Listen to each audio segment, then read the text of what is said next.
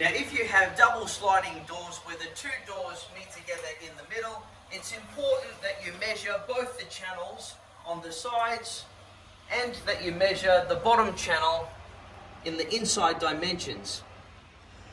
It's important that your bottom channel is 26 mil or more to ensure that our wheels will slide on the rail. It's important to measure the inside of the channel of the sliding door that has the female latch that your other door slides into. This inside dimension needs to be at least 20 millimeters wide or more. Now if your bottom channel is less than 26 millimeters and your side channel is less than 20 millimeters, unfortunately the middle installation is not suitable for you. In this case, you want to see if you can install the pet door insert into the corner where the fixed glass panel is located.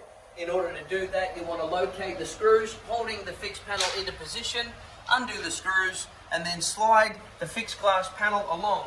You want to then install your pet door insert into the corner and butt the fixed panel up against the pet door insert. In order to fix the glass panel back into the position, you're going to put a couple of screws up through into the frame at the top.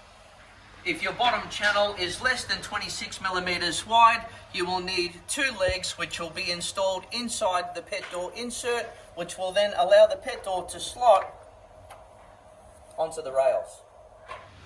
By installing a pet door insert into the corner means that your two sliding doors meet together in the middle and the locking remains the same, untouched.